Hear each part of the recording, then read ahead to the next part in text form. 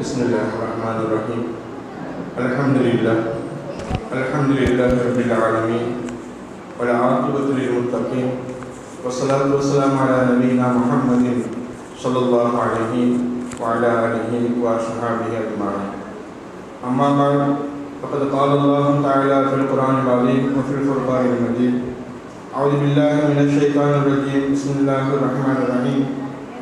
Idfa' billati hiya ahsanu sayyi'at فإذا الذي بينك وبينه عداوة كأنه ولي حميد. صدق الله العلي العظيم. وقال نبينا صلى الله عليه وسلم يعفو عمن ظلمك وصل من قطعك واحسن إلى من أساء إليك وقل الحق ولو على نفسك أو كما قال رسول الله صلى الله عليه وسلم. அளவற்ற அருளாளனும் நிகரற்ற அன்புடையவனுமாகிய அல்லாஹ்வுடைய திருப்பெயரினாலும் ஸலவாத்தும் சலாமும் அண்ணல் எம்பெருமானார் ஸல்லல்லாஹு அலைஹி வஸல்லம் அவர்களின் மீதும் அவர்களை பின்பற்றி வாழ்ந்த சஹாபாக்கள், தாபீன்கள், தபா தாபீன்கள், நல்லடியார்கள், சுஹதாக்கள், அவுலியாக்கள், மேலும் இங்கே கூடி இருக்கக்கூடிய நம்மவர்கள், இனிமேலும் வரக்கூடியவர்கள், மேலும் இதை கேட்டுக்கொண்டு இருக்கக்கூடியவர்கள் நம் எல்லோரின் மீதும் என்றென்றும் உண்டாவதாக என துஆ செய்தவனாகவும் தங்கள் எல்லோருக்கும் சலாம் கூறியும் என்னுடைய இந்த சிறிய உரை ஆரம்பம் செய்கிறேன். அஸ்ஸலாமு அலைக்கும் வரஹ்மத்துல்லாஹி வபரகாத்துஹு. அன்பு நிறைந்த தாய்மார்களே, அல்லாஹுவின் பேர் அருளால் இந்த ரமலானுடைய பகலில் நாம் எல்லாம் ஒன்று கூடி அல்லாஹ் ரசூலுடைய சொற்களை நாம் நமக்கு மத்தியிலே தினமும் நினைவுபடுத்தி கொண்டு வருகிறோம். கொஞ்சம் தாமதமானாலும் அல்லாஹுக்காக பொறுமை காத்து உட்கார்ந்து நாம் இந்த நல்ல விஷயங்களை, அல்லாஹ்வுடைய விஷயங்களை, அல்லாஹ்வுடைய தூதர் ஸல்லல்லாஹு அலைஹி வஸல்லம் அவர்களுடைய விஷயங்களை நாம் கேட்டு செல்ல வேண்டும் என்ற நோக்கத்தில் அமர்ந்திருக்கக்கூடிய தாங்கள் கண்டிப்பாக மிகப்பெரிய பாக்கியசாலிகள். அல்லாஹ் உங்களின் மீது அவனுடைய ரஹ்மத்தை பொழிவானாக. மேலும் அவனுடைய சக்கீனா என்னும் மன அமைதியை உங்கள் எல்லோருக்கும் தந்தல் புரிவானாக. மேலும் உடல் ஆரோக்கியங்களை தந்தல் புரிவானாக. எல்லா விதமான கயிறுகளையும் நலவுகளையும் அல்லாஹ் நம் எல்லோருக்கும் தந்து நற்கிருபை செய்வானாக, நல்லருள் புரிவானாக. அன்பு தாய்மார்களே, தொடர்ந்து நாம் சொல்லி வருகிறோம் குடும்ப விஷயமாக. குடும்பத்தினுடைய சில விஷயங்களை நாம் நமக்கு மத்தியில் பரிமாறி வருகிறோம். ஏனென்றால் குடும்பம் நிம்மதியாக இருந்தால்தான் இறை வணக்கங்கள் நிம்மதியாக இருக்க முடியும். இறை வணக்கங்கள் நிம்மதியாக இருந்தால்தான் நாம் சொர்க்கங்கள் போக முடியும். எனவே தான் அல்லாஹ் சுப்ஹானஹு வ தஆலா குடும்பத்தை பற்றி பல இடங்களில் சொல்லுவான். வஆஷிரூஹுன்ன பில் மஅரூஃப், குடும்பத்தில் நீங்கள் நல்ல முறையில் வாழுங்கள் என்பதாக அல்லாஹ் சொல்லுகிறான். குடும்பத்தில் மனைவிமார்களோட, அதாவது குடும்பத்தினரோட நல்ல முறையில் வாழுங்கள் என்பதாக அல்லாஹ் சொல்லுகிறான். அப்போ மனிதன் நன்றாக வாழ வேண்டும் என்பதற்காகத்தான் அல்லாஹ் கணவன் மனைவி என்ற ஜோடி பொருத்தத்தை அல்லாஹ் ஏற்படுத்துகிறான். இந்த கணவன் மனைவி என்ற ஜோடி பொருத்தம் எங்கு ஏற்படுத்தப்பட்டது? அன்பு தாய்மார்களே, சோனத்தில் ஏற்படுத்தப்பட்டது. முதலில் ஆதம் அலைஹிஸ்ஸலாத்து வஸ்ஸலாம் அவர்களை அல்லாஹ் படைத்தான். அல்லாஹ் படைத்ததற்கு பிறகு ஆதம் அலைஹிஸ்ஸலாத்து வஸ்ஸலாம் அவர்களுடைய ஒரு பரிதவிப்பு, அவர்களுடைய தனிமைத்தனம், அவர்களுடைய ஒரு மிகப்பெரிய ஒரு வறட்சியான ஒரு எண்ணம், எதையோ யோசித்து கொண்டிருக்கக்கூடிய தன்மை, இதையெல்லாம் போக்குவதற்காக வேண்டித்தான் மனைவி ஹவ்வாமாவை அல்லாஹ் படைத்தான். ஹவ்வாமாவை சொர்க்கத்துக்குள் வைத்து அல்லாஹ் படைத்தான். தாய்மார்களே, உங்களை பெண்களை படைத்த இடம் சொர்க்கம், பெண்களை உருவாக்கின இடம் சொர்க்கம். ஆணை படைத்த இடம் சொர்க்கத்துக்கு வெளியில், சொர்க்கத்துக்கு வெளியில் படைத்து சொர்க்கத்துக்குள் அனுப்புனான் அல்லாஹ் ஆணை. ஆனால் ஒரு பெண்ணை அல்லாஹ் படைத்தது சொர்க்கத்துக்குள்ளே வச்சு படைத்தான். எனவே அன்பு தாய்மார்களே, நீங்கள் பெருமைக்குரியவர்கள், நீங்கள் மிகப்பெரிய அன்பிற்குரியவர்கள், அல்லாஹ்வுடைய பாசத்திற்குரியவர்கள். அந்த பாசத்தையும் நேசத்தையும் நாம் தக்க வைத்துக் கொள்ள வேண்டும் என்பதற்காகத்தான் குடும்ப விஷயமாக இவ்வளவு நாளாக நாம் பரிமாறி வந்து கொண்டு இருக்கிறோம். அன்பு தாய்மார்களே, அப்போ இன்ஷா அல்லாஹ் இன்றைய தலைப்பு அந்த சம்பந்தபுரம் என்ற அந்த விஷயத்திலேயே தொடரில் கொஞ்சம் விஷயங்கள் இருக்கிறது, அது சொல்லி முடிக்கலாம் இன்ஷா அல்லாஹ். அன்பானவர்களே, அப்போ சம்பந்தபுரம் என்பது ஒரு பக்கம், அதாவது நமது மகனும் நமது மகன் கட்டி வரக்கூடிய மருமகளும், அல்லது நமது மகளும் நமது மகளுக்கு நாம் கட்டி வைக்கக்கூடிய மருமகனும், இப்படி இந்த மாதிரி சம்பந்தபுரம் ஏற்படுகிறது அல்லவா? மகனின் மூலமாக அல்லது பெண் மகளின் மூலமாக நமக்கு சம்பந்தபுரம் ஏற்படுகிறது அல்லவா? இப்படிப்பட்ட சம்பந்தபுரங்களை நாம் பேணி பாதுகாத்து கொள்ள வேண்டும். எந்த அளவுக்குன்னு சொன்னால், இந்த சம்பந்தப்புறங்கள் யார் ஒற்றுமையாக இருக்கிறாங்களோ, சம்பந்தப்புறங்கள் யார் ரொம்ப ராசியாக இருக்கிறாங்களோ, சம்பந்தப்புறங்கள் எப்போ ரொம்ப அன்பாக அந்யோன்யமாக இருக்கிறாங்களோ, கண்டிப்பாக அவங்க ரெண்டு குடும்பமுமே பாக்கியமற்ற குடும்பங்கள், அவங்க ரெண்டு குடும்பமுமே மிகப்பெரிய பாக்கியசாலிகள். நிச்சயமாக இந்த உலகத்திலேயே சொர்க்கத்தை அனுபவிக்கலாம். சம்பந்தப்புறங்கள் ஒன்றாக இருந்தால் பிள்ளைகளும் ஒன்றாக இருப்பாங்க. சம்பந்தப்புறங்கள் கொஞ்சம் கருத்து வேறுபாடு கொள்ளும்போது கண்டிப்பாக அந்த கருத்து வேறுபாடு நம்மளுடைய பிள்ளைகளுக்கு மத்தியிலும் உருவாகிவிடும். கருத்து வேறுபாடு என்பது கண்டிப்பாக மனசுக்குள்ள ஏற்படக்கூடிய கசடு என்பது, மனசுக்குள் ஏற்படக்கூடிய கசப்பு என்பது கண்டிப்பாக நமது குடும்பத்தினுடைய பரக்கத்தை நீக்கிவிடும் என்பதை நம்மள அறிய கடமைப்பட்டவர்களாக இருக்கிறோம். ஸல்லல்லாஹு அலைஹி வஸல்லம் சொல்லுவாங்க, தொழுகைக்காக நீங்கள் சஃபில் நிற்கிறீங்களா, நெருக்கமாக நில்லுங்க, தோளோடு தோள் சேர்த்து நில்லுங்க, முன்பின்னாகாமல் வரிசையாக கரெக்டாக நில்லுங்க, ஒருத்தர் பின் ஒருத்தர் நிற்காதீங்க, அதாவது முன்னுக்கு பின்னா நிற்காதீங்க, ஒரே வரிசையில் கரெக்டாக நில்லுங்க, தோளோடு தோள் சேர்த்து நில்லுங்க, நெருங்கி நில்லுங்க என்பதாக சொல்லுவாங்க. ஏன் தெரியுமா? நெருங்கி நிற்பதினால் அல்லாஹ்வுடைய ரஹ்மத்து கிடைக்கிறது. இன்னொரு ஹதீஸில் நம்ம படிச்சிருக்கிறோம், சபையில் நீங்கள் உட்கார்ந்துருக்கிறீங்க, அங்கங்கே பிரிஞ்சு உட்கார வேண்டாம், சேர்ந்து உட்காருங்க. சேர்ந்து உட்காருவதினால் மலக்குமாருடைய துஆ கிடைக்கும், ஷைத்தானுடைய கெடுதி நம்மளை விட்டு பாதுகாக்கப்படும். அவன் பிரிஞ்சு உட்காருவதினால் மனசு மாறுபட்டு போகும். மனசுக்குள் அல்லாஹ் சுப்ஹானஹு வ தஆலா வேற்றுமை தந்து விடுவான். ஷஃப்புகளில் அதாவது முன்மின்னாக நிற்பது, ஷஃப்புகளில் விலகி நிற்பது, ஷஃப்புகளில் முன்மின்னாக விலகி நிற்பதும் மனசுக்குள்ள ஒரு வேற்றுமை தந்துவிடும், மனசுக்குள்ள ஒரு ஒற்றுமையை தராது. எனவே தான் ஸல்லல்லாஹு அலைஹி வஸல்லம் சொல்லுவாங்க, உங்கள் மனசு ஒன்றுபடணுமா, நீங்கள் சேர்ந்து நில்லுங்க. நீங்கள் சேர்ந்து நின்றால் உங்களுக்கு அல்லாஹ் ரஹ்மத் செய்கிறான், பரக்கத் செய்கிறான் என்பதை ஸல்லல்லாஹு அலைஹி வஸல்லம் பல ஹதீஸ்களின் மூலமாக நமக்கெல்லாம் அறிவுறுத்துவாங்க. இன்ஷாஅல்லாஹ் முயற்சி பண்ணுவோம் இன்ஷாஅல்லாஹ். இது மாதிரி தான் குடும்பங்கள் சேர்ந்திருக்க வேண்டும். குறிப்பாக சம்பந்தப்புறங்கள் சேர்ந்திருக்க வேண்டும். பெண்ணை கொடுத்த சம்பந்தப்புறம், ஆணுக்கு பெண்ணை எடுத்த சம்பந்தப்புறம், இப்படி கணவன் அதாவது ஆண் சம்பந்தப்பட்ட சம்பந்தப்புறம், பெண் சம்பந்தப்பட்ட சம்பந்தப்புறம், இந்த ரெண்டு பேருமே நிச்சயமாக ரொம்ப ராசியாக இருக்க வேண்டும். நமக்குள் கசப்பு இருக்கக்கூடாது, நமக்குள் வேற்றுமை இருக்கக்கூடாது, நமக்குள் எந்த விதமான கருத்து வேறுபாடுகள் இருக்கக்கூடாது. கண்டிப்பாக வேற்றுமைகள் இல்லாமல் மனசும் ஒன்றுபட்டு சம்பந்தப்புறம் நன்றாக இருந்தால் கணவன் மனைவியாகிய நமது பிள்ளைகள் நன்றாக இருப்பாங்க. அன்பு தாய்மார்கள், எப்போ நாம் நம்ம விஷயத்தில் கொஞ்சம் கருத்து வேறுபாடு கொள்கிறோமோ, நம்மளுடைய பிள்ளைகளாகிய கணவன் மனைவியாக வாழ வேண்டிய பிள்ளைகளாகிய அந்த பிள்ளைகளுக்கு மத்தியிலும் கருத்து வேற்றுமை வந்துவிடும். ஏன்னு சொன்னால் நமது வெறுப்பை, நமது வெறுப்பான எண்ணத்தை நமது பிள்ளைகள்கிட்ட விதைப்போம். ஆணை பெற்றெடுத்திருந்தால் ஆண் பிள்ளைகிட்ட விதைப்போம், பெண்ணை பெற்றெடுத்திருந்தால் பெண்ணிட்ட விதைப்போம். இப்படி விதைக்கும் போது, கெட்டதை விதைக்கும் போது அவங்க கெட்ட எண்ணங்களோடு தங்களது வாழ்க்கையை அணுகுவாங்க. கடைசியில் மிகப்பெரிய ஒரு பாதிப்பு ஏற்பட்டுவிடும். எனவே அன்பு தாய்மார்களே, நம்ம பிள்ளைகள் வாழ்க்கை நல்லா இருக்கணுமா, நம்ம குடும்பம் நல்லா இருக்கணுமா, நம்ம குடும்பத்தில் சிறப்பாக வாழணுமா, கண்டிப்பாக சம்பந்தப்புறங்கள் எல்லாமே நிச்சயமாக சேர்ந்து வாழ வேண்டும். இமாம் பெருமக்கள் சொல்லுவாங்க, அஸ்ஸுஹ்ரு நிஅமத்தும் மினல்லாஹ். நிச்சயமாக சம்பந்தப்புறம் என்பது அல்லாஹ்வுடைய நிஅமத்தாக இருக்கிறது, அல்லாஹ்வுடைய அருள் கொடையாக இருக்கிறது, அல்லாஹ் கொடுத்த பெரும் பாக்கியமாக இருக்கிறது. நிச்சயமாக இருவேறுபட்ட குணம் கொண்ட அந்த சம்பந்தப்புறங்கள் ஒன்று சேருவது அல்லாஹ்வுடைய பெரிய நிஅமத் என்பதை நமக்கெல்லாம் இமாம் பெருமக்கள் எழுதி காட்டுவாங்க. ஒரு நபர் ஒரு உஸ்தாத்கிட்ட போய் கேட்குறார், ஒரு அறிஞர்கிட்ட போய் கேட்குகிறார், என்னங்க உஸ்தாத், என்னங்க ஆசிரியர், நிச்சயமாக எங்கள் பிள்ளைக்கு நாங்கள் கல்யாணம் முடிச்சுட்டோம், எங்கள் பிள்ளைக்கு நாங்கள் கல்யாணம் பண்ணி வச்சுட்டோம். இப்போ சம்பந்தப்புறமிடம் அந்த மக்களிடம் என் பிள்ளையை எங்கு நான் கொடுத்திருக்கிறேனோ அந்த மக்களிடத்தில் நான் எப்படி நடந்து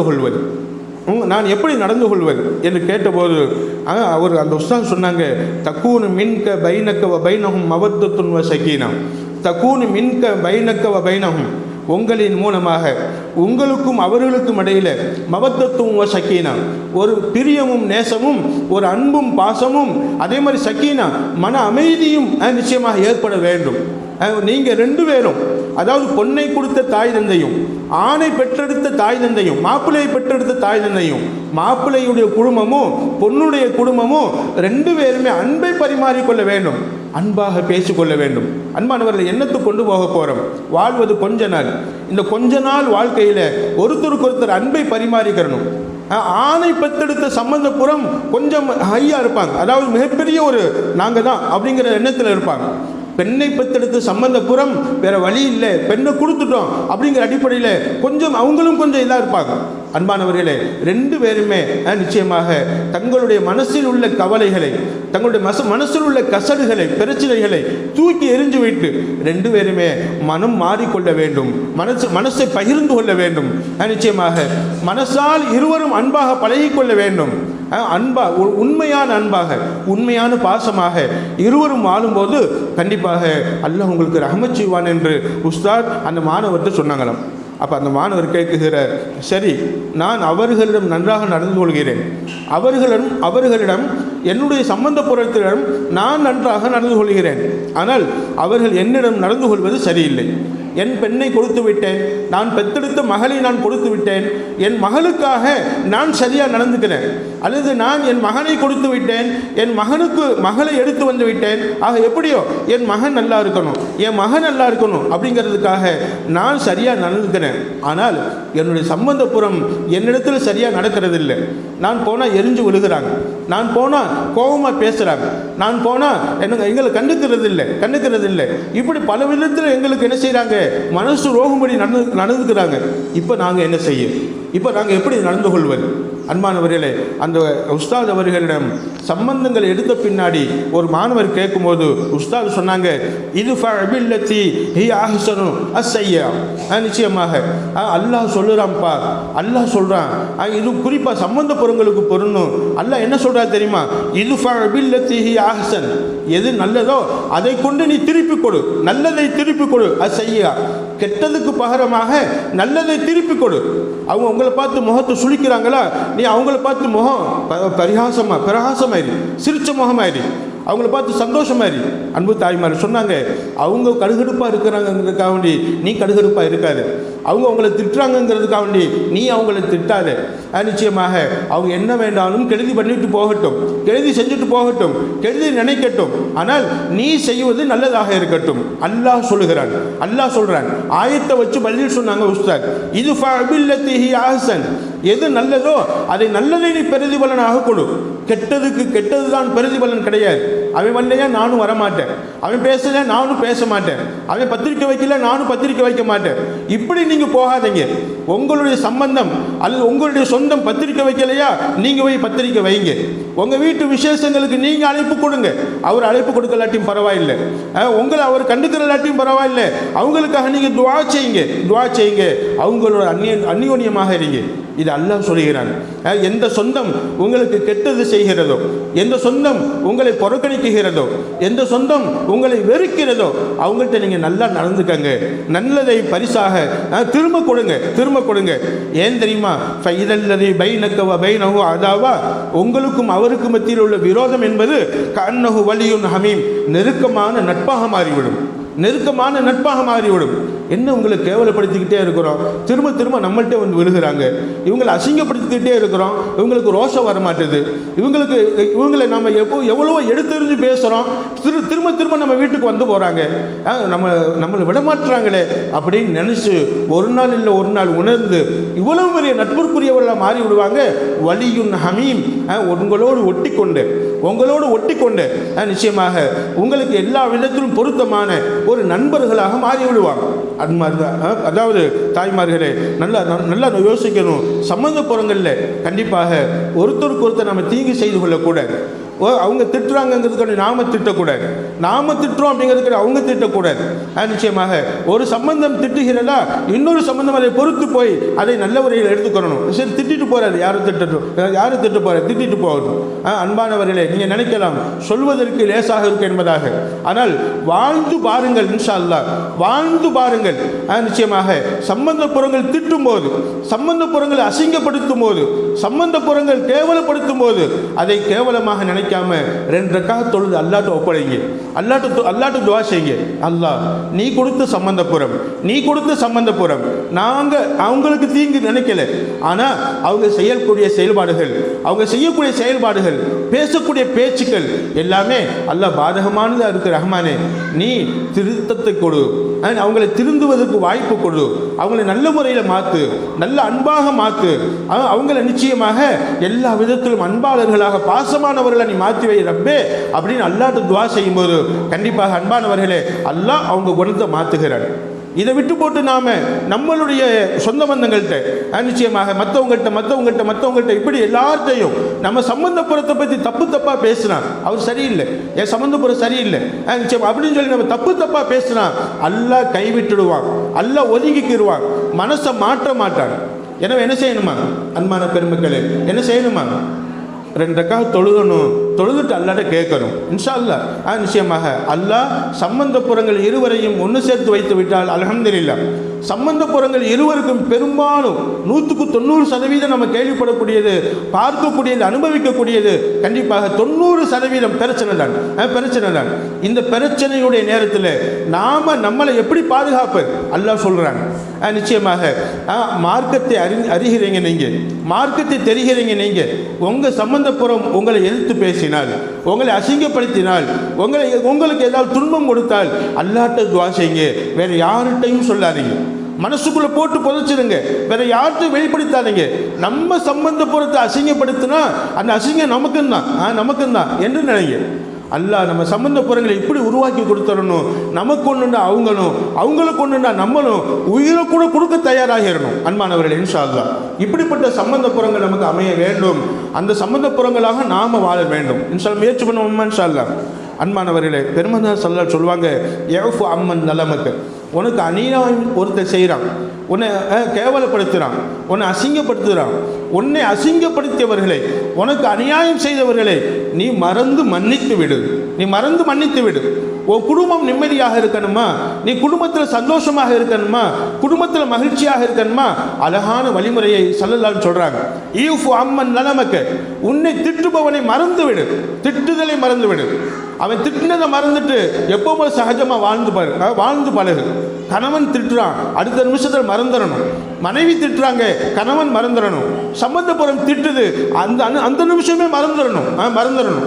என்னை திட்டாங்க, அசிங்கப்படுத்திட்டாங்க, எப்படி அந்த வீட்டை போய் நான் கால் எடுத்து வைப்பது, அவங்க மூஞ்சில் எப்படி நான் முழிப்பது என்று நாம் என்ன செய்யக்கூடாதுமா, நம்மளை மாற்றிக்கொள்ளக்கூடாது. ஸல்லல்லாஹு சொல்லுவாங்க, யஃபுக்கு அர்த்தம் என்ன அப்படின்னு சொன்னால் மறந்து மன்னிக்கணும். ஒருத்தர் மூலமாக நமக்கு இடைஞ்சல் வருது, ஒருத்தர் மூலமாக நமக்கு ஏதாவது துன்பம் வருது, அந்த இடைஞ்சலை, துன்பத்தை, அநியாயத்தை நாம் மறக்கணும், மன்னிக்கணும். அன்பானவர்களே, ஸல்லல்லாஹு சொல்கிறாங்க, வஷில் மன் கதஅக, உனக்கு அநியாயம் செய்து, உன்னை ஏசி பேசி, உன்னை இலக்காரமாக பேசி, உன்னை கேவலப்படுத்தி விலகி போகணும்னு நினைக்கிறாங்களா யாராவது, விட்டுடாத. ஸல்லல்லாஹு சொல்கிறாங்க, உன்னை விட்டு விலகி போகிற சொந்தத்தை நீ பிடிச்சி இழுத்துக்கோ, நீ சேர்த்துக்கோ. ஒரு சஹாபி வந்து சொன்னாங்க, யா ரசூலல்லாஹ், என்னை விட்டு சொந்தம் விலகி போகுது, நான் சேர்ந்து போக ஆசைப்படுகிறேன், நான் என்ன செய்ய சொன்னாங்க. ஸல்லல்லாஹு அலைஹி வஸல்லம், அவர் உன்னோட சேர்ந்து இருந்தால் அவர் சொந்தத்தை சேருவது அர்த்தம் அல்ல, உன்னை விட்டு விலகி போகிற சொந்தத்தோடு சேர்ந்து இருப்பார். அல்லாஹ் அதை பெருமைப்படுகிறான். விலகி போகிற சொந்தத்தை, உன்னை விட்டு விலகி போகணும்னு நினைக்கக்கூடிய சொந்தத்தை, அது சம்பந்தப்போகிற சொந்தமாக இருக்கட்டும், நமது உடன் பிறந்த சொந்தமாக இருக்கட்டும், உங்களை விட்டு யார் விலகி போகிறாங்களோ, உங்களை திட்டிட்டு, உங்களை ஏசி வேணும்னே திட்டுவாங்க, வேணும்னே ஏசி பேசுவாங்க, வேணும்னே கடுமையாக நடந்துக்குருவாங்க. ஏன்னு சொன்னால் அந்த வீட்டில் நம்ம காலெடுத்து வைக்கக்கூடாதுங்கிறதுக்காக வேண்டி நாம் சொல்லணும், நீங்கள் என்ன செஞ்சாலும் பரவாயில்லை, என்ன அசிங்கப்படுத்தினாலும் பரவாயில்லை, இந்த சொந்தம் இல்லைன்னு போகாது. அல்லாஹ் எங்களுக்கு கொடுத்த பெரிய பேர் உபகாரம், நம்மளை சொந்த பந்தமாக ஆக்கியிருக்கிறார். இன்ஷா அல்லாஹ் ஒருத்தருக்கு நாம் அந்யோன்யமாக வாழ்ந்து கொள்வோம் என்று சொல்வதோடு மட்டுமல்லாமல் அல்லாஹ்ட்ட 2 ரக்காத் தொழுது துஆ செய்யணும். அன்பானவர்களே, இதை நபி ஸல்லல்லாஹு சொல்லி காட்டுறாங்க. எனவே உனக்கு அநியாயம் செய்தவர்களை மன்னித்து விடு, உன்னை விட்டு விலகி போகிறவங்களோட சேர்ந்து வாழும். வஹ்சின் இலா மன் அஸா இலை, உனக்கு கெட்டது செய்பவர்களுக்கு நீ நல்லது செய், அன்பானவர்களே, உனக்கு கெட்டது செய்பவர்கள் அவங்களுக்கு நீ நல்லது செய். உன் கல்யாணத்துக்கு வரலையா, நீ அவங்க கல்யாணத்துக்கு போ. உன் மகன் கல்யாணத்துக்கு வரலையா, அவங்க மகன் கல்யாணத்துக்கு நீ போ. அழைப்பு கொடுத்தால் அன்பானவர்களே, அவங்க அழைப்பு கொடுக்கலங்கிறதுக்கு நீ அழைப்பு கொடுக்காம இருந்துடாது. வஹ்சின் இலா மன் அஸா இலை, உனக்கு கெடுதி செய்பவர்களுக்கு நீ நல்லது செய். நிச்சயமாக குலில் ஹக்க வலவ் அலா நஃப்ஸிக, உனக்கு பாதகமாக இருந்தாலும், உனக்கு பிடிக்காததாக இருந்தாலும் உண்மையே பேசி பழகு. அதாவது சம்பந்தப்புறமாக இருந்தாலும் சரி, கணவனாக இருந்தாலும் சரி, எல்லோருடையுமே நான் சொல்வது உண்மைதான் சொல்வேன். என் வாயிலிருந்து பொய் வராது. கணவர் வெளியூரில் இருப்பாங்க, இங்கே நீங்கள் சும்மா சகஜமாக இருப்பீங்க, ஆனால் கணவர் ஃபோன் போடும்போது எனக்கு முடியலை எனக்கு அப்படி பண்ணும். ஏன் போய் சொல்லணும்? சொல்லுங்க அல்ஹம்துலில்லாஹ், எனக்கு நல்லா இருக்கிறேங்க, துஆ செய்யுங்க, நான் அல்ஹம்துலில்லாஹ் நல்லா இருக்கிறேன். உண்மை பேசுங்க. உண்மை என்பது உனக்கு பாதகமாக இருந்தாலும், உண்மை பேசினால் உனக்கு ஏதாவது பாதகமான சூழ்நிலையை ஏற்படுத்தும் என்று இருந்தாலும் நீ அதாவது உண்மையை பேசு. உண்மையின்படி வாழ்ந்து பழகுங்க.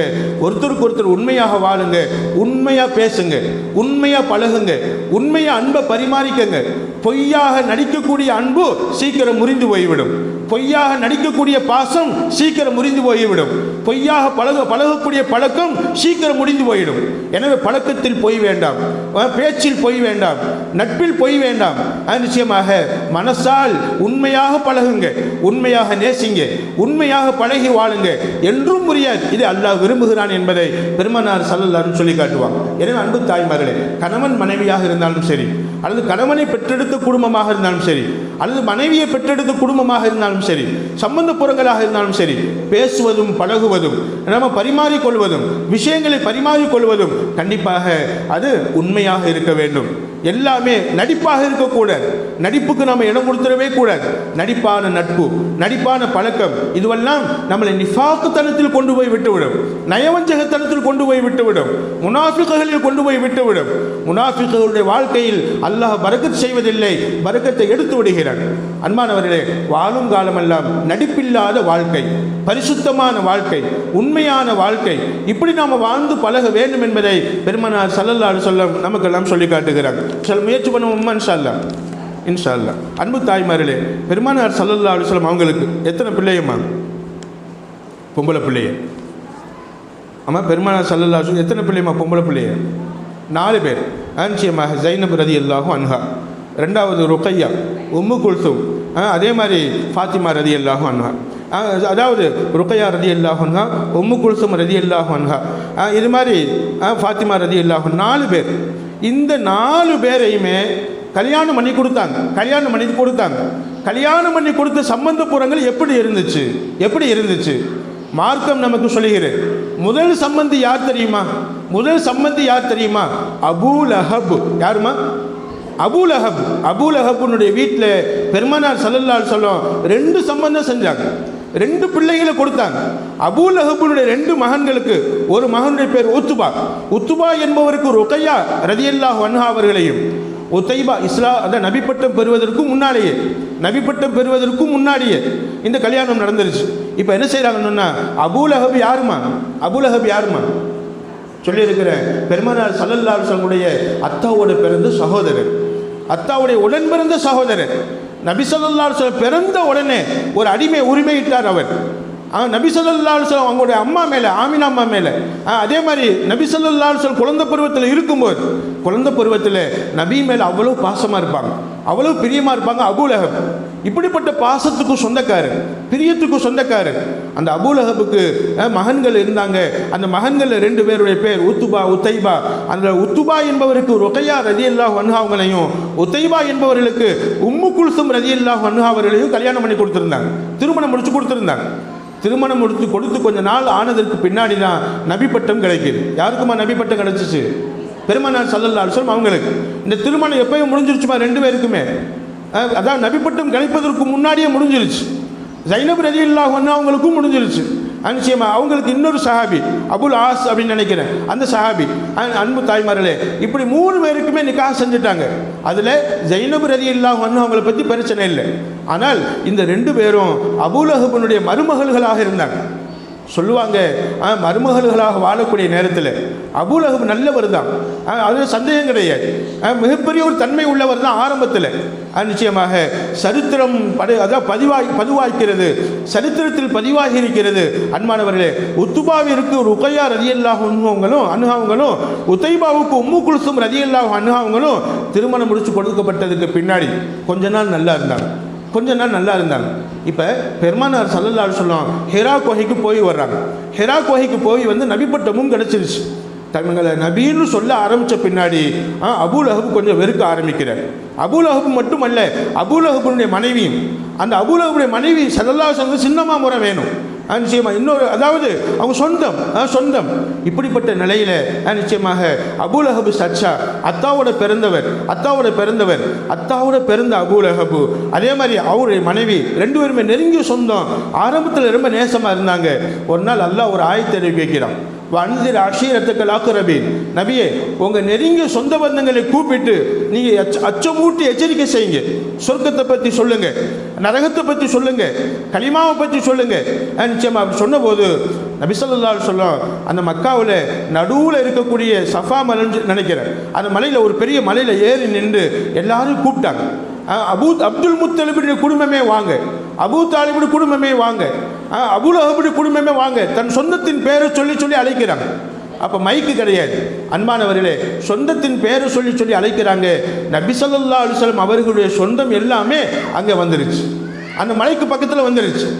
சொன்னாங்க, நபி ஸல்லல்லாஹு அலைஹி வஸல்லம் கேட்டாங்க, நான் என்ன சொன்னாலும் நீங்கள் நம்புவீங்களா அப்படின்னு. அபூலஹப் சொன்னார். அபூலஹப் முதல் கொண்டு அந்த கூட்டத்தில் இருந்த எல்லோரும் சொன்னாங்க, முஹம்மதே நீங்கள் என்ன சொன்னாலும் நம்புவோம், நீங்கள் என்ன சொன்னாலும் நம்புவோம். ஏன்னு சொன்னால் நீங்கள் அமீன், நீங்கள் நம்பிக்கையாளர், நீங்கள் சாதிக், நீங்கள் உண்மையாளர், நீங்கள் சொன்னால் உண்மையாக தான் இருக்கும், நாங்கள் நம்புவோம். இந்த மலைக்கு பின்னாடி எதிரிகள் உங்களை தாக்க வராங்கன்னு சொன்னால் நம்புவீங்களா அப்படின்னு கேட்டாங்க. நம்புவோம் அப்படின்னாங்க. அப்போ சொன்னாங்க, நான் சொல்லுகிறேன், லா இலாஹ இல்லல்லாஹ் முஹம்மது ரசூலுல்லாஹ், அல்லாஹ்வை தவிர வேறு எந்த கடவுளும் கிடையாது, முஹம்மதாகிய நான் அல்லாஹ்வுடைய திருத்துதராக இருக்கிறேன் என்று இந்த வார்த்தையை சொல்லி இதை எல்லாரும் சொல்லுங்க. நீங்கள் எல்லாம் சொர்க்கம் போக வேண்டும், என் குடும்பம் எல்லாம் சொர்க்கம் போக வேண்டும், என் குடும்பமாகிய உங்களை அச்சமூட்டி எச்சரிக்கை சொல்லி அல்லாஹ் ஆயத்தை இறக்கி வச்சிருக்கிறான். குர்ஆன் என் மீது இறங்குகிறது, அல்லாஹ்வுடைய உத்தரவு என் மீது இறங்குகிறது. எனவே எல்லாரும் ஈமான் கொள்ளுங்க, எல்லாரும் லா இலாஹ இல்லல்லாஹ் முஹம்மது ரசூலுல்லாஹ் சொல்லுங்க அப்படின்னு சொன்ன உடனே முதல்ல அதை மறுத்தது யார் தெரியுமா? அபூலஹப். குனிஞ்சு மண்ணல்லி நபி ஸல்லல்லாஹு அலைஹி வஸல்லம் முகத்தில் தூக்கி எறிஞ்சு அபூலஹப் என்ன செய்தார்? அந்த இடத்துல பெருமானார் ஸல்லல்லாஹு அலைஹி வஸல்லம் பார்த்து, தப்பல்லக யா முஹம்மத் அலிஹாதா ஜமாஅத்தனா, தப்பல்லக யா முஹம்மத் அலிஹாதா ஜமாஅத்தனா, நீ கலிமா சொல்லுன்னு சொல்லுவதற்காக எங்களை நீ கூப்பிட்டாய், முஹம்மதே உனக்கு நாசம் உண்டாகட்டும். யார் பார்த்து சொன்னாங்கம்மா? அபூலஹப் யாரை பார்த்து சொன்னாங்கம்மா? நம்ம நபி ஸல்லல்லாஹு அலைஹி வஸல்லம் பார்த்து சொன்னாங்க. அல்லாஹ் உடனே ஜிப்ரீல் அலைஹிஸ்ஸலாமை இறக்கி வச்சுட்டார். அப்போ தான் இந்த ஆயத்து இறங்குச்சு, தப்பத் யதா அபீ லஹபி வதப். நிச்சயமா அந்த ஆயத்து இறங்குனது அப்போ தான். அபூலஹப் நபியை பார்த்து என்ன செய்கிறார்? இந்த மாதிரி நாசமாகட்டும் சொல்கிறாரா? கண்டிப்பாக அபூலஹபுடைய 2 கைகளும் நாசமாகட்டும். எந்த கை மண்ணள்ளி தூத்தியதோ, எந்த கை மண்ணள்ளி நபி ஸல்லல்லாஹு அலைஹி வஸல்லம் முகத்தில் வீசியதோ, நிச்சயமாக அந்த கை நாசமாகட்டும் என்ற ஆயத்தை அல்லாஹ் இறக்கி வைக்கிறார். இந்த ஆயத்து இறங்கின உடனே அவருக்கு தாங்க முடியலை. ஏற்கனவே நபி ஸல்லல்லாஹு அலைஹி வஸல்லம் மகள்கள் 2 பேர் மருமகள்களாக வீட்டில் இருக்கிறாங்க. அதாவது சம்பந்தப்புறத்தினுடைய தன்மை நமக்கு எழுதி காட்டுவாங்க.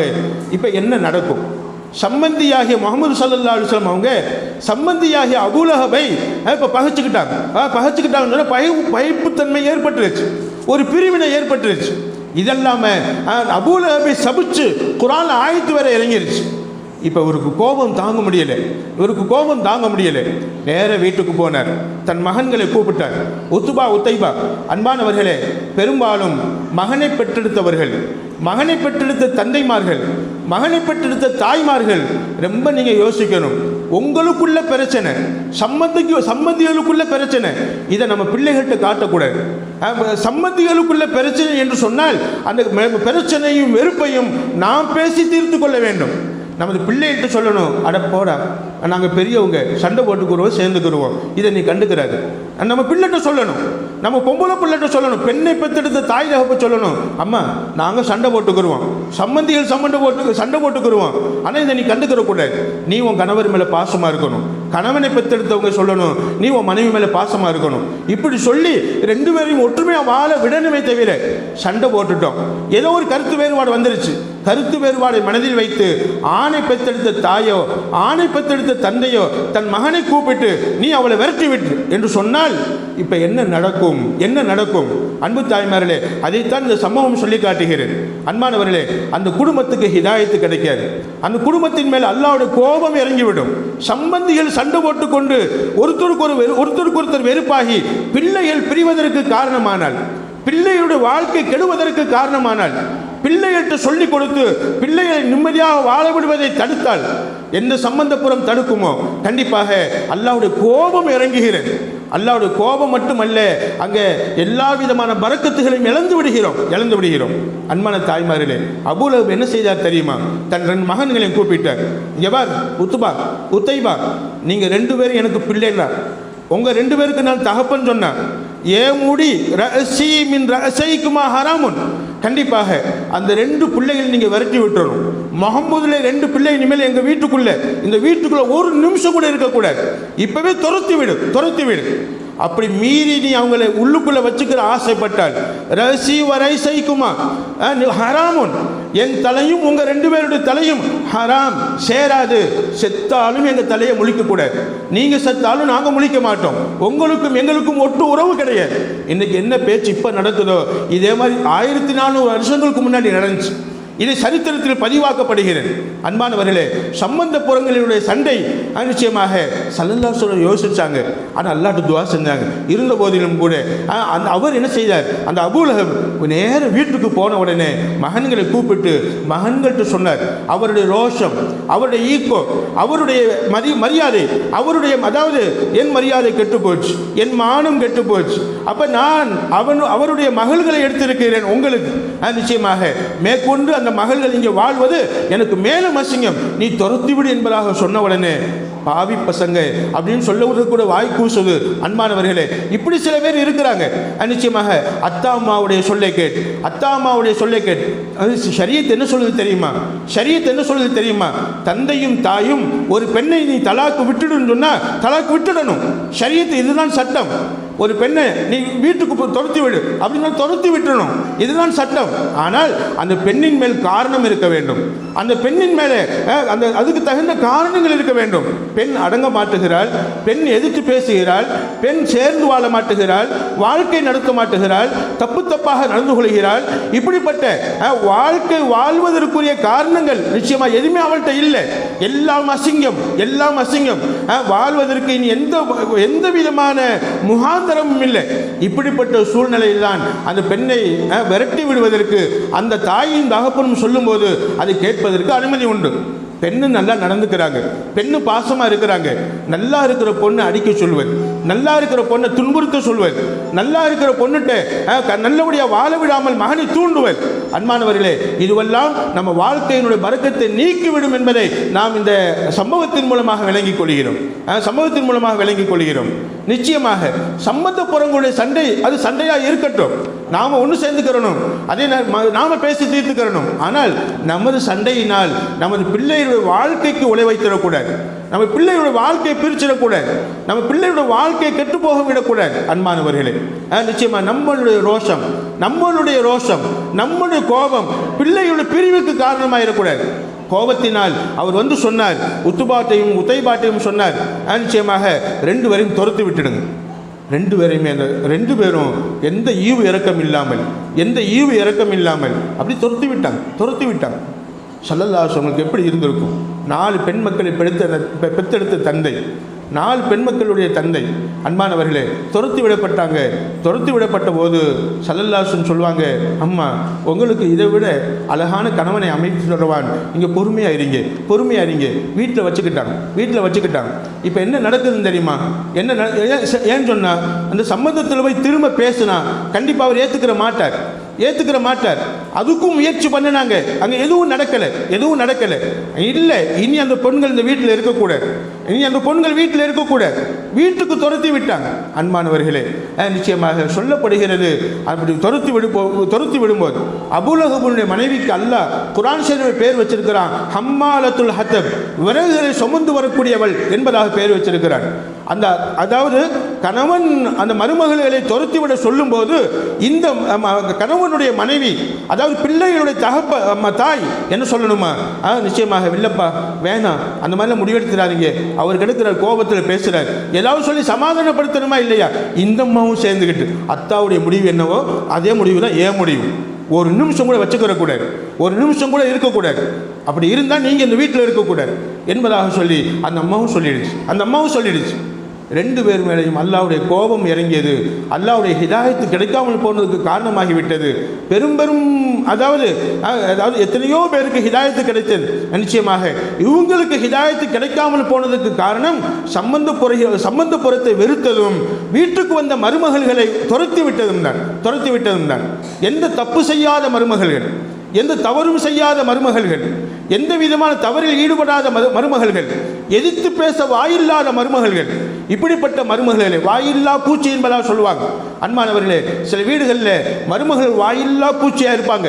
ஆனால் நாம் கொத்த நாம் தீண்ட நாம் பல விதத்திலும் அவங்களுக்கு துன்பம் கொடுக்க அவருடைய மனம் நொந்து போய் எதிர்த்து பேச ஆரம்பிக்கிறாங்க. அவங்க பல விதத்தில் துன்பப்பட்டு கஷ்டப்பட்டு தங்களுடைய எதிர்ப்புகளை அங்கே பதிவு பண்ணுறாங்க. வாயில்லா பூச்சியின் பட்டம் பெற்றவங்க கடைசியில் வாய் பேசக்கூடியவர்களாக மாறுறாங்க. அது காரணம் யார்? நிச்சயமாக. எனவே இதை ஏன் நான் பதிவு செய்கிறேன் என்று சொன்னால், அன்பான தாய்மார்களே, நம்ம வீட்டுக்கு வரக்கூடிய மருமகள்கள் பரக்கத்தை கொண்டு வருகிறாங்க. நம்ம வீட்டுக்கு வரக்கூடிய மருமகள், நான் சொல்லலை, அல்லாஹ் சொல்றான், மருமகள்கள் ஒரு வீட்டுக்கு வலது காலை எடுத்து வைக்கும் போது பரக்கத்தை கொண்டு வருகிறார். அந்த மருமகள்களின் மூலமாக உங்க வீட்டுக்கு பரக்கத்து வேணுமா? நீங்க நல்ல மாமியாக்களாக இருங்க, நீங்க நல்ல மாமனார்களாக இருங்க. மாமனார் மாமியார் நன்றாக இருந்து வந்த மருமகளை நீங்க அனுசரிச்சுக்கிட்டீங்கன்னா அந்த பரக்கத்து முழுமையாக உங்களுக்கு கிடைக்கும். அதாவது அந்த கல்யாணத்தின் மூலமாக, அந்த சம்பந்தப்புறத்தின் மூலமாக அல்லாஹ் உங்களை வசதி வாய்ப்பு நிறைந்தவளாக அதையும் சொல்றான். உங்களுக்கு தேவைகள் பல இருக்கலாம், அந்த தேவைகளை எல்லாம் நீக்கி உங்களை தேவையற்றவர்களாக வாழ செய்வான். ஊரில் உலகத்தில் உங்களை சிறந்தவர்களாக வாழ செய்வான். எந்த குடும்பத்தில் மருமகளை அனுசரிக்கிறாங்களோ, எந்த குடும்பத்தில் மருமகளை போற்றினார்களோ, வீட்டுக்கு மேல் வீடு, மாடிக்கு மேல் மாடி, சொத்துக்கு மேல் சொத்து, எல்லா விதத்திலும் சிறந்து வாழ்வதை நாம் பார்க்கிறோம். ஆரம்பத்தில் கஷ்டப்பட்டிருப்பாங்க. ஆனால் மருமகள் வந்த பின்னாடி நம்ம பிள்ளைகள் நிறைவேறியிருப்பாங்க, நமக்கு பலவிதமான சௌகரியங்கள் கிடைச்சிருக்கும். எனவே அன்பு தாய்மார்களே, வரக்கூடிய மருமகள்கள் நமக்கு கிடைக்கக்கூடிய நியாமத், அல்லாஹ்வுடைய நியாமத். இதே மாதிரி தான் ஒரு வீட்டுக்கு வரக்கூடிய மருமகன்களும். எனவே மருமகன் என்பதாக பெயர் வந்து, மகன் நம்ம வீட்டுக்கு வந்து, மருமகன் நம்ம வீட்டுக்கு வந்தாலும் சரி, மருமகன் நம்ம வீட்டுக்கு வந்தாலும் சரி, அதாவது பொண்ணுக்கு ஒரு ஆணை நாம் திருமணம் முடித்து வைத்தாலும் சரி, நிச்சயமாக நம்ம வீட்டு ஆணுக்கு ஒரு பொண்ணை திருமணம் முடித்து வந்தாலும் சரி, கண்டிப்பாக ரெண்டு பேரையுமே மதிக்க வேண்டும். மருமகள்களாகிய மருமகன்களாகிய ரெண்டு பேரையுமே நாம் மதிக்க வேண்டும். ரெண்டு பேருடைய விஷயத்திலும் அல்லாஹ்வை நாம் பயப்பட வேண்டும். ரெண்டு பேருடைய விஷயத்திலும் நாம் கொஞ்சம் அல்லாஹ்வை மறக்கும் போது அல்லாஹ் நம்மை மறக்க ஆரம்பித்து விடுகிறான். அல்லாஹ் கொடுக்கக்கூடிய நியமத் நம்மை விட்டும் தூரமாகி விடுகிறது என்பதை இந்த சம்பவத்தின் மூலமாக விளங்கிக் கொள்கிறோம். நல்ல பேர் வர இருந்த அபூலகம், நல்ல உயர்ந்த அந்தஸ்துக்கு வர வேண்டியிருந்த அபூலகம், மிகப்பெரிய ஒரு அந்தஸ்து கொடுக்க இருந்தான் அல்லாஹ். அப்படிப்பட்ட அபூலகம், ஏன்னு சொன்னா நபியின் பாசம் அவ்வளவு இருந்துச்சு. ஆனால் எப்போ நபியை எதிர்த்தது மட்டும் அல்லாமல், நபி எதிர்த்தது கூட பெருசல்ல, நபியை எதிர்த்தது மட்டும் அல்லாமல் பிள்ளைகளை துரத்தி விட்டாரோ அப்பவே அல்லாஹ்வுடைய கோபத்துக்கு அவர் ஆளாகிட்டார். அன்பானவர்களே, மிகப்பெரிய வேதனைப்பட்டவர் இறந்தார் என்பது சரித்திரம், நீண்ட சரித்திரம். நிச்சயமாக அந்த மிகப்பெரிய வேதனைப்பட்டு இறப்பதற்கு காரணம் என்ன? இந்த மகள்களை, வந்த மருமகள்களை, அதுவும் புனிதமானவர்களுடைய மருமகள்களை, மகள்களை அவங்க துரத்தி விட்டதுனால, அவங்க வீட்டுக்கு துரத்தி விட்டதுனால கண்டிப்பாக மரணமும், தீய மரணம் ஏற்பட்டது என்பதாக வரலாறு கூறுகிறது. மருமகள்களை கொடுமைப்படுத்தியவர்கள், மருமகள்கிட்ட நல்ல முறையாக நடந்து கொள்ளாதவர்கள், மருமகன்களை கொடுமைப்படுத்தியவர்கள், அவர்களும் நல்ல முறையில் நடந்து கொள்ளாதவர்கள். சில வீட்டில் பார்ப்போம், மருமகன்களை நல்ல ஒரு பொருட்டை நினைக்கிறது கிடையாது.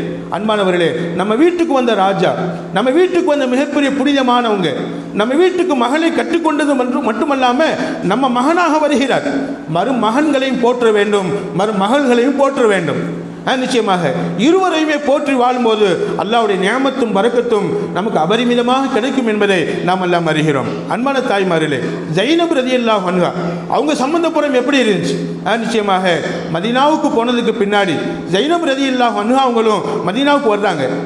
ஜைனப் ரலியல்லாஹு அவங்களுடைய கணவர் சுற்றி வருகிறார்.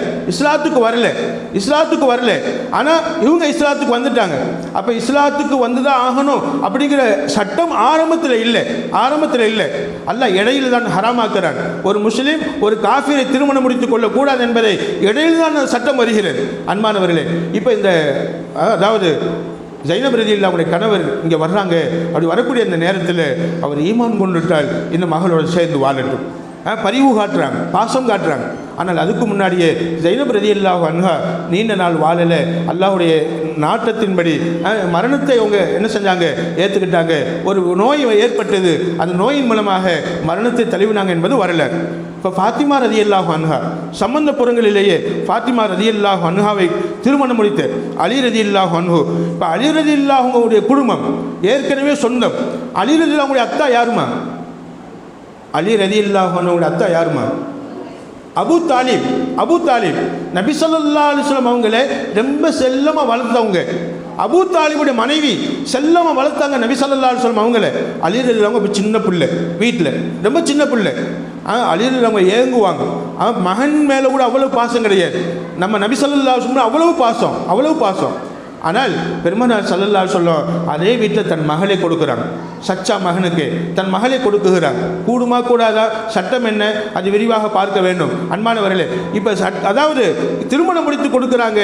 அந்த ஆரம்ப காலகட்டம் அப்படி கொடுக்கக்கூடிய நேரத்தில் நிச்சயமாக சொல்லுவாங்க, அலி அலி அந்த மின்னி அன மின்க, நீயும் உன் குடும்பமும் என்னை சார்ந்தவர்கள், நானும் என் குடும்பமும் உங்களை சார்ந்தவர்கள். எப்படிமா சொன்னாங்க? அந்தன்னா என்ன அர்த்தம்? நீன்னு அர்த்தம்.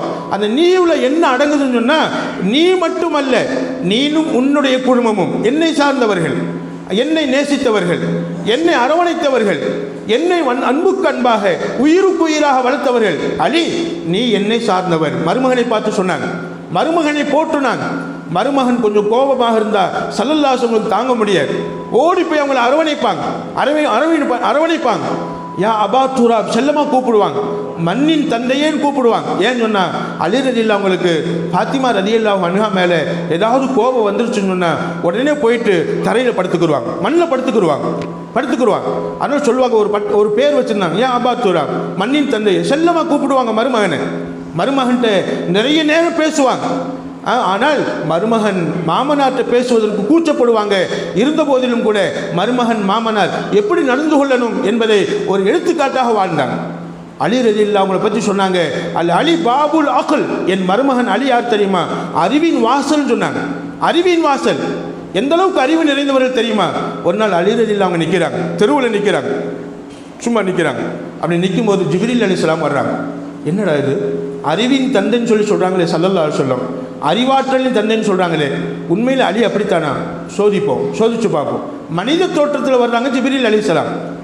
பெரும்பாலும் ஜிப்ரீல் அலைஹிஸ்ஸலாம் திஹியத்துல் கல்வி என்ற ஒரு சஹாபியோட தோற்றத்தில் வருவாங்க. ஆனால் அன்னைக்கு வேறொரு மனிதனுடைய தோற்றத்தில் வந்தாங்க. யாருமா? ஜிப்ரீல் அலைஹிஸ்ஸலாம். இயற்கையாகவே ஒரு மனிதரை போலவே வந்தாங்க. மனிதரை போல வந்து அலி ரலியல்லாஹு அவங்களுக்கு முன்னாடி வந்து நின்று அஸ்ஸலாமு அலைக்கும் அப்படின்னாங்க. அலி ரலியல்லாஹு வலைக்கும் அஸ்ஸலாம் அப்படின்னாங்க. அறிமுகமாக இருந்தாலும் அறிமுகமாக இல்லாட்டி சலாம் சொல்ல வேண்டும், சலாத்துக்கு பதில் சொல்ல வேண்டும். அன்பானவர்களே, இப்படி சலாம் சொல்லி அதான் ஜிப்ரீல் அலைஹிஸ்ஸலாம் அவங்க என்ன செய்கிறாங்க, என்னங்க அலி, உங்களை பற்றி பெருமானார் சொல்லியிருக்கிறாங்க, உண்மையிலே நீங்கள் அறிவினுடைய தந்தை தான். இப்போ உங்கள்கிட்ட ஒரு கேள்வி கேட்குறேன், சரியாக பதில் சொல்லிட்டீங்கன்னா உண்மையிலே அதை நான் ஏற்றுக்கிறேன். அப்படிங்கும்போது என்ன கேள்வி? ஜிப்ரீல் அலைஹிஸ்ஸலாம் இப்போ எங்கே இருக்கிறாங்க? கேட்டது யாருமா? ஜிப்ரீல் அலைஹிஸ்ஸலாமே கேட்குறாங்க. எந்த தோற்றத்தில் வந்திருந்தாங்கம்மா? மனிதனுடைய தோற்றத்தில் வந்திருந்தாங்க. அப்போ கேட்டாங்க, ஜிப்ரீல் அலைஹிஸ்ஸலாம் எங்கே இருக்கிறாங்க?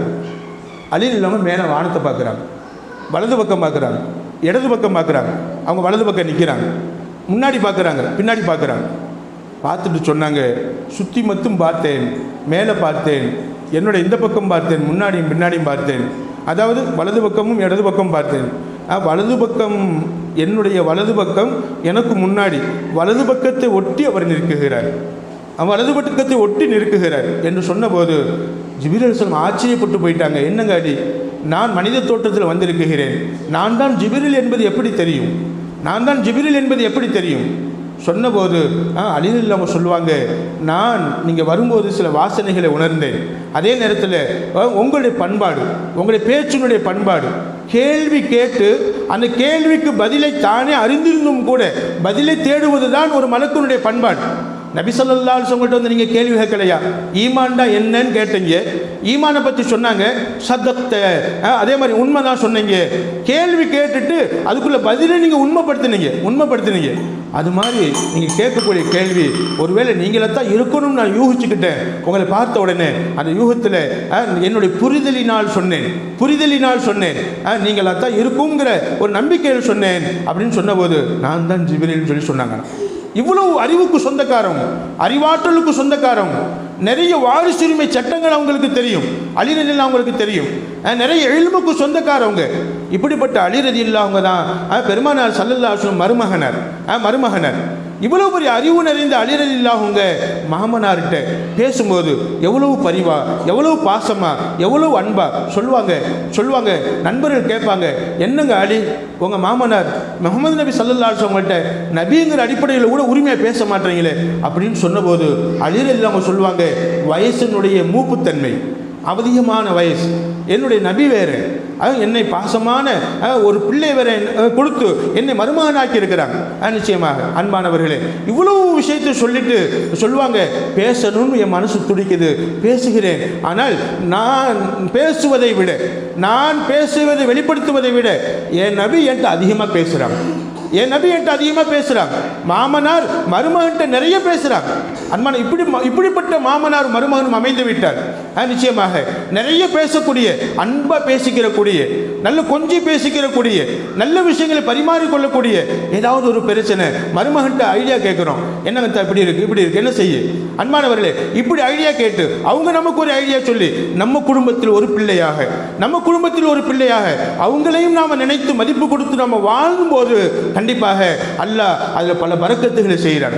மருமகன்கள், நம்ம வீட்டுக்கு வந்த மருமகன் இன்னொரு மகன், அன்பானவர்களே, கண்டிப்பாக மகன்களாக அவர்களை பாதிக்க வேண்டும், அவங்க மகன்களாக அவர்களை பாதிக்க வேண்டும், அவர்களை நாம் கணிக்க வேண்டும், அவர்களிடத்தில் பழக வேண்டும். அன்பானவர்களே, நிச்சயமா நம்முடைய மகளை கட்டியவர்கள் நம்முடைய மகன்கள் அதிகமான பாசம், அதிகமான மரியாதை, அதிகமான கண்ணியம் அவர்களோடு நாம் பரிமாறிக்கொள்ள வேண்டும்.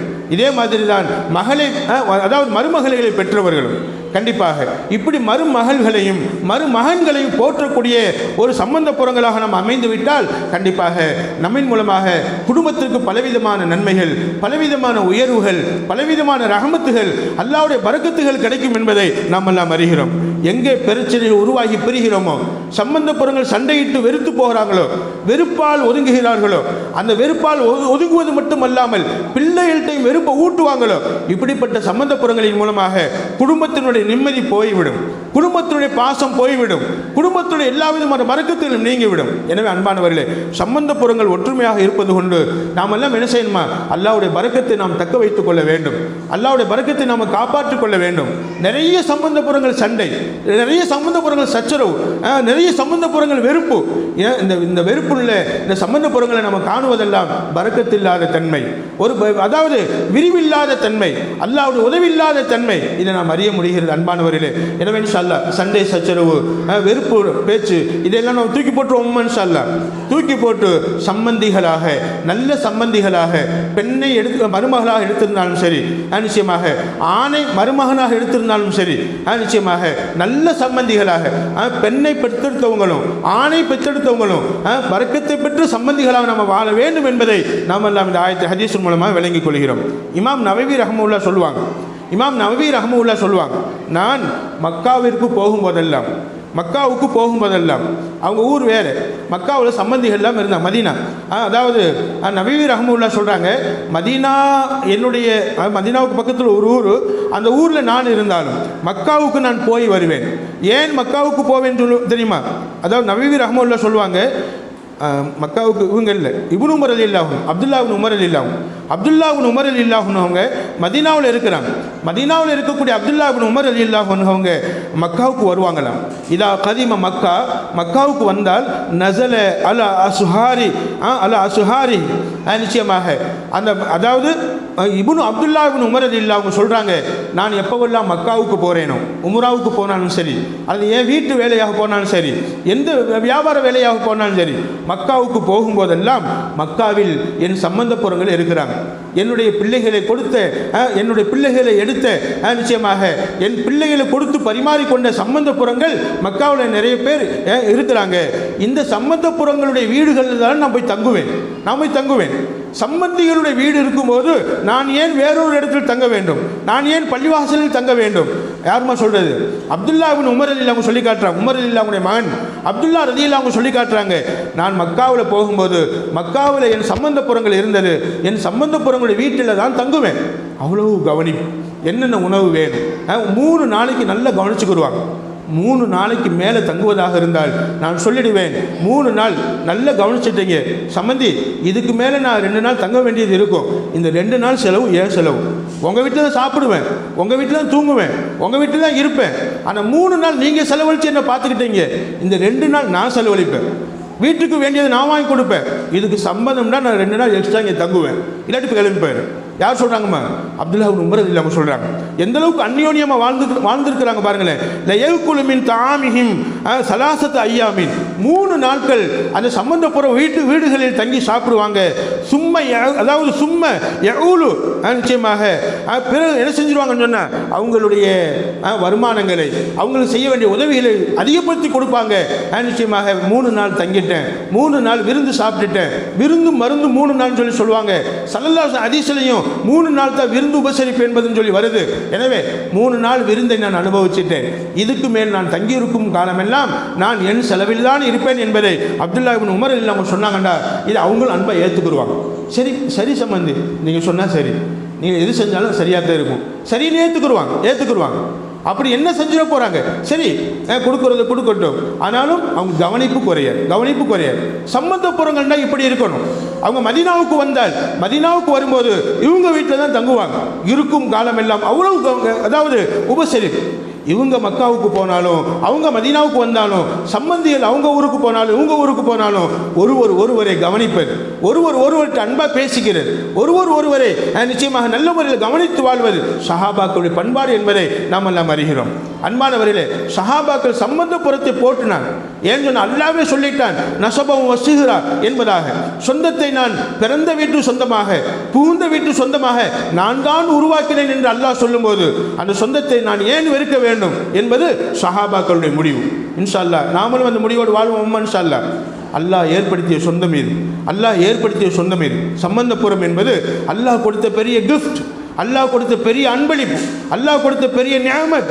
அதை சொல்லி மாள முடியாது. அன்பானவர்களே, இதை நம்மளுடைய வெறுப்பான பேச்சினால், வெறுப்பான அனுசரணையினால் நாம் இழந்துவிடக்கூடாது என்பதை எச்சரிக்கை செய்ய கடமைப்பட்டவனாக இருக்கிறேன். இமாம் நவவி ரஹ்மத்துல்லாஹ் அவங்க சொல்லுவாங்க, சம்பந்தப்புறங்களுடைய விஷயங்களில் ஒரு 5-6 விஷயங்களை நாம் செய்து கொண்டே இருக்க வேண்டும். 5 விஷயங்களை செஞ்சுக்கிட்டே இருக்கணும். எத்தனை விஷயங்கள்மா? 5 விஷயங்களை செய்யணும். ஒன்றாவது யாருமா சொல்கிறது? இமாம் நவவி ரஹ்மத்துல்லாஹ் சொல்லி காட்டுறாங்க, சம்பந்தப்புறங்கள் ஒருத்தருக்கு ஒருத்தர் 5 விஷயங்கள் செஞ்சுக்கிறணும். ஒன்றாவது தஜ்தீது ஹுஸ்னுல் அஹதி பைன அவுலாதிஹிமா, 2 பேருடைய பிள்ளைகள்கிட்டையுமே அடிக்க ஒரு தடவை கேட்கணுமா, உன் மருமகளை கேட்கணுமா, உன் மனைவி எப்படிடா பார்த்துக்கிட்ட, கண்கலங்காமல் பார்த்துக்க, நல்லபடியாக பார்த்துக்க. ஏன்னு சொன்னால் அல்லாஹ்வை சாட்சியாக வச்சு நீ கல்யாணம் முடிச்சுட்டு வந்திருக்கிற. ஹுத்துபா பள்ளிவாசலில் உட்காந்து அல்லது மணமேடையில் உட்காந்து ஹுத்துபா ஓதி அல்லாஹ்வை சாட்சியாக வச்சு நீ என்ன செஞ்சுருக்கிற, சபையினரை சாட்சியாக வச்சு நீ கல்யாணம் பண்ணிட்டு வந்திருக்கிற. எனவே நீ கல்யாணம் பண்ணிட்டு வந்தது உண்மைன்னு சொன்னால் அந்த பிள்ளையை நீ அடிக்கக்கூடாது, அந்த பிள்ளையை நீ துன்புறுத்தக்கூடாது, அந்த பிள்ளைகிட்ட தப்பாக நடந்துக்கிறக்கூடாது, அந்த பிள்ளை மனசு நோகும்படி நடந்துக்கிறக்கூடாது. நிச்சயமாக அந்த பிள்ளைகிட்ட நீ நல்லா நடந்துக்கிறணும். எப்படி நடந்துக்கிற, அடிக்கிற தடவை கேட்க வேண்டுமா? கல்யாணம் முடித்து வைத்து கொடுத்ததை பற்றி அந்த மணமகனுடைய அத்தா, மணமகனுடைய அம்மா விசாரித்து கொண்டே இருக்க வேண்டும். உன் மனைவிட்ட நீ எப்படி நடந்துக்கிற, மருமகள்கிட்ட கேட்கணும், ஏப்பா எங்கள் மகன் எப்படி நடந்துக்கிறான் கேட்டால் எப்படிமா இருக்கும்? உங்கள் மருமகள்கிட்ட உங்கள் மகனை பற்றி இப்போ கேட்டால் கொஞ்சம் நெஞ்சம்லாம் சொல்ல மாட்டாங்க. இப்ராஹிம் அலைஹிஸ்ஸலாம் தன்னுடைய மகனை பார்க்க போகிறாங்க. யார் சொல்லியிருப்பேன்னு நினைக்கிறேன். யாரை பார்க்க போகிறாங்கம்மா? இஸ்மாயில் அலைஹிஸ்ஸலாத்து வஸ்ஸலாம் அவங்கள பார்க்க போகிறாங்க. இஸ்மாயில் நபி விறகு வெட்டுவதற்காக, ஏதோ ஒரு சம்பாதிப்பதற்கு உழைப்பதற்காக வெளியில் போயிட்டாங்க. அப்போ நம்ம இப்ராஹிம் அலைஹிஸ்ஸலாம் ரொம்ப தூரத்துலேருந்து வந்திருக்கிறாங்க. வந்த இப்ராஹிம் அலைஹிஸ்ஸலாம் சொல்லப்படுது 1500 கிலோமீட்டர். இப்ராஹிம் அலைஹிஸ்ஸலாம் பாலஸ்தீனத்தில் இந்த கஸ்ஸா பகுதி ஹலீலுல்லா நகர்னு ஒரு இடம் இருக்குது. பாலஸ்தீனத்தில் கஸ்ஸா அந்த பகுதியில் அந்த ஹலீலுல்லா நகர், ஹலீலுல்லா இப்ராஹிம் நகர்னு சொல்லி ஒன்று இருக்குது. அங்கேருந்து கிளம்பி மக்காவுக்கு வருவாங்க. அப்படி மக்காவுக்கு வரும்போது ஒரு வாகனம் ஒன்று வச்சுருப்பாங்க. அந்த வாகனம் கிட்டத்தட்ட நடந்து வந்தால் எத்தனையோ மாதக்கணக்காகும். சீக்கிரமாக வந்துடும். நைட்டு பரப்பிடுவாங்க, காலையில் வந்துடுவாங்க. அவ்வளோ சீக்கிரமாக வரும். அதுதான் புராக் வாகனமாக பின்னாடி அனுப்பப்பட்டுச்சு மேராஜுக்கு அப்படின்னு சொல்லப்படும், சரித்திரம் சொல்லும். ஆனாலும் கூட அன்பானவர்களே, இப்படிப்பட்ட அந்த வாகனத்தை புழங்கினது தான் மகனை பார்க்குவதற்காகவே வச்சுருந்தாங்க. அப்படி ஒரு நாள் மகனை பார்க்கறதுக்காக கல்யாணம் முடித்ததுக்கு பின்னாடி அம்மா இறந்துட்டாங்க. இப்போ அம்மா இறந்துட்டாங்க, அத்தா இங்கே இருக்கிறாங்க, தன் மகனை பார்க்கறதுக்காக வர்றாங்க. மகனும் மருமகளும் எப்படி இருக்கிறாங்க பார்த்துட்டு வருவோம் அப்படின்னு மக்காவுக்கு வர்றாங்க. வந்தவங்க நேராக மகன் வீட்டுக்கு போகிறாங்க. போய் கொஞ்சம் நேரம் உட்காந்துருந்தாங்க. உட்காந்தா மருமகளுடைய நடவடிக்கை சரியில்லை. மருமகளுடைய நடவடிக்கை கொஞ்சம் சரியில்லை. மருமகளுக்கு தெரியாது இது மாமனார்னு சொல்லி. இது வந்திருக்கிறது மாமனாருங்கிறது மருமகளுக்கு தெரியாது, பார்த்ததில்லை. உட்காந்துருந்தாங்க. அப்போ உட்காந்துருக்கும்போது இவங்களாம் பேச்சு கொடுக்குறாங்க. என்னம்மா உங்கள் கணவர் எங்கே அப்படின்னா, எங்கே அங்கிட்டு போயிருப்பார், இனிமேல் வருவார். அவர் போயிருப்பார், இனிமேல் வருவார். சரிம்மா உங்கள் கணவரை பற்றி என்ன சொல்கிறீங்க, உங்கள் கணவரை பற்றி என்ன நீங்கள் அபிப்பிராயம் வச்சுருக்கிறீங்க? அடுக்குன்னு அடுக்குச்சு. அவர் சரியாக சாப்பாடு கொடுக்க மாட்டார், சரியாக செலவு காசு கொடுக்க மாட்டார். நிச்சயமாக காலையில் போகிறார், சாயந்தரம் வர்றார், எப்போ பார்த்தாலும் எங்கிட்ட அவர் போயிடுறார், வீட்டில் தங்க மாட்டார். நிச்சயமாக சாப்பாடு கொடுக்கறது இல்லை, காசு கொடுக்கறது இல்லை. நிச்சயமாக அவர் என்ன, அவர் சும்மா எங்களை சரியாக வச்சுக்கல. கணவனை பற்றி குறையாவே சொல்லிச்சா நம்ம மருமக. இப்ராஹிம் அலைஹிஸ்ஸலாம் அவங்களுக்கு கோபம் வந்தது. ஒரு பக்கம் கோபம், இன்னொரு பக்கம் மகன் மேலே கோபம், இன்னொரு பக்கம் அந்த மருமகள் மேலே கோபம். இருந்தாலும் கூட நிச்சயமாக ஏழை கணவராக இருந்தாலும் நமக்கு காசு பணமே சரியாக கொடுக்கலாட்டியும், நம்மளை சரியாக கவனிக்கலாட்டியும், குடும்பத்தோடு நம்ம நல்லா வாழ்ந்து பழகிடணும் என்பதை ஒரு பாடமாக இப்ராஹிம் அலைஹிஸ்ஸலாம் கற்றுக் கொடுப்பாங்க. அப்போ அந்த இப்ராஹிம் அலைஹிஸ்ஸலாம் மருமகிட்ட சொன்னாங்க, அம்மா உங்கள் மகன் உங்கள் வீட்டுக்கார் வந்த பின்னாடி, ஏன் நான் தான் உன் மாமனார், அவர் என் மகன்னு சொல்லலை. யாருமா? இப்ராஹிம் அலைஹிஸ்ஸலாம்.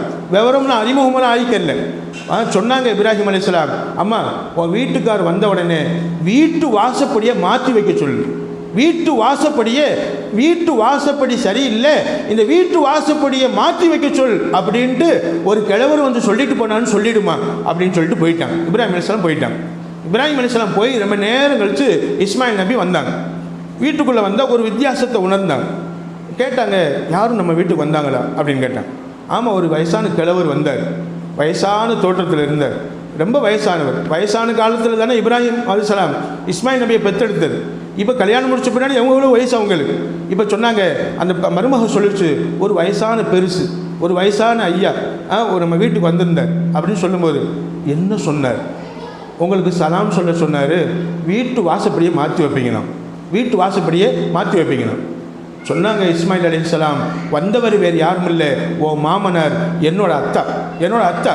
வீட்டு வாசப்படி அல்ல, ஒன்றை விட்டுட்டு வேறொரு கல்யாணம் பண்ண சொல்லியிருக்கிறார்.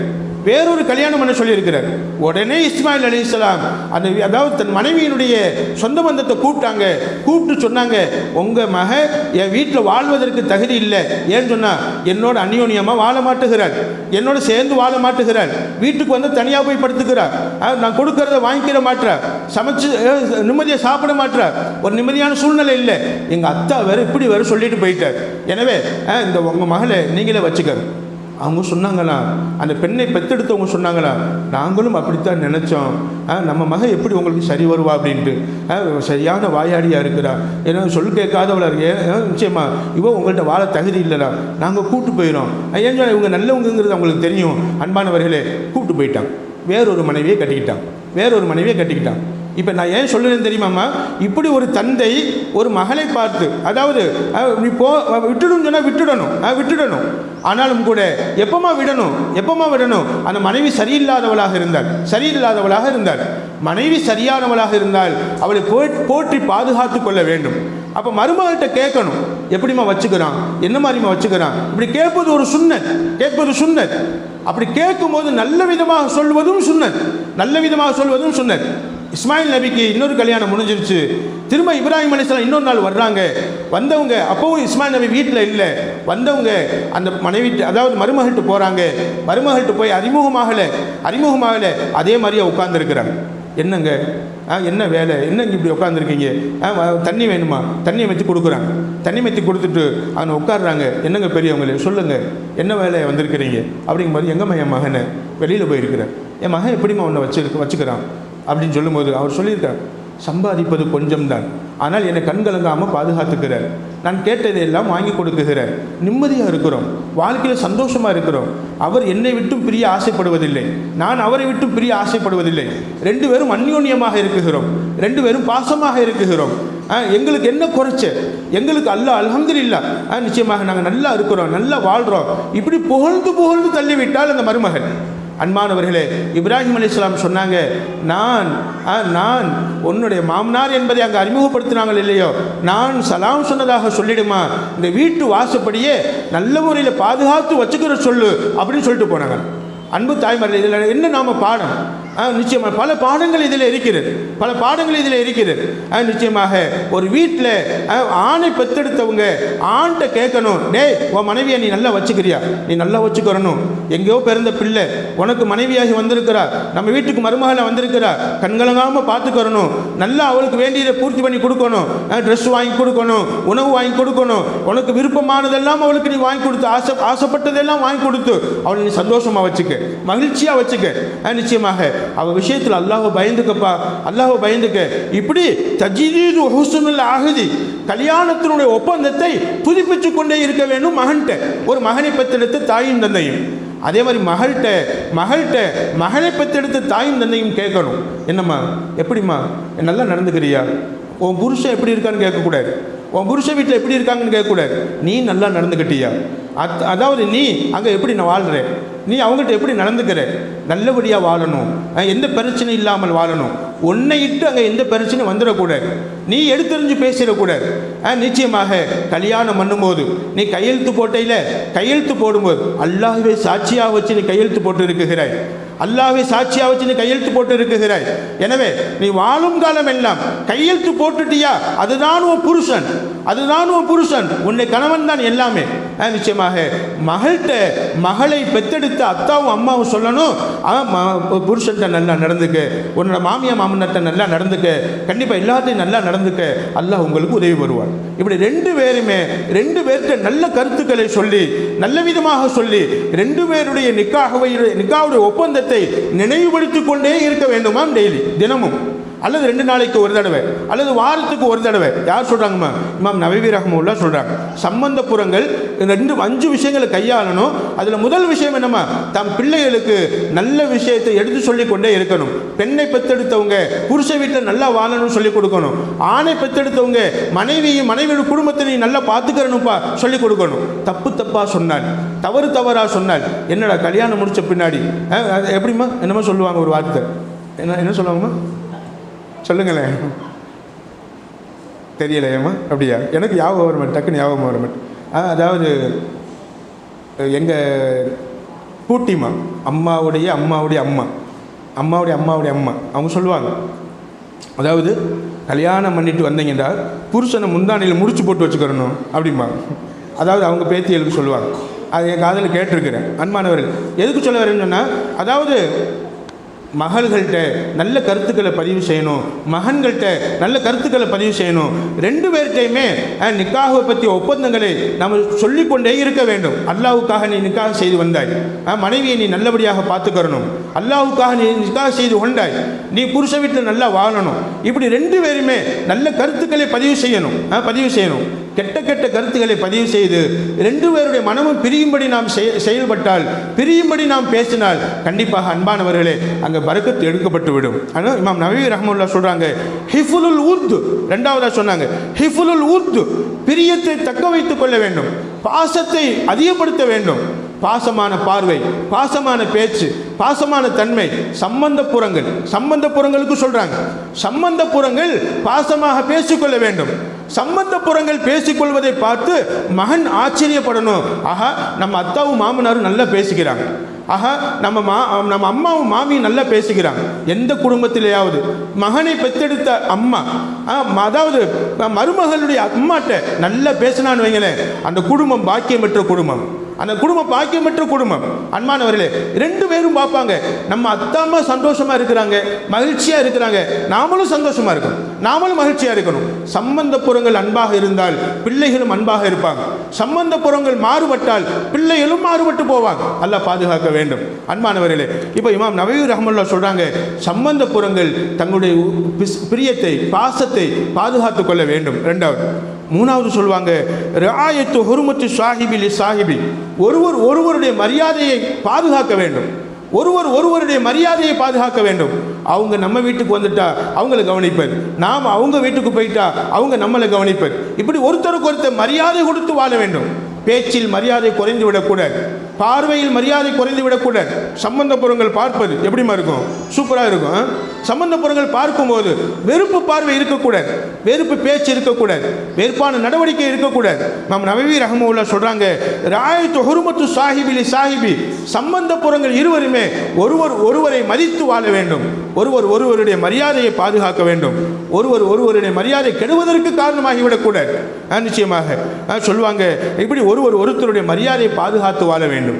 அவங்கள பற்றி தப்பாக இன்னொருத்தவங்கள்ட்ட நாம் பேசுகிறது, நம்மளை பற்றி தப்பாக அவங்க இன்னொருத்தவங்கள்ட்ட பேசுகிறது, இப்படி தப்பாக பேசி கடைசியில் மரியாதை குறைந்து நம்ம மரியாதை குறைந்தால், சம்பந்தப்புறங்களுடைய மரியாதை குறைந்தால் நம்ம பிள்ளைகளுடைய மரியாதையும் குறைந்து போய்விடும். அன்பானவர்களே, சொல்லுவாங்க மரியாதைகளை பாதுகாத்து கொள்ள வேண்டும்.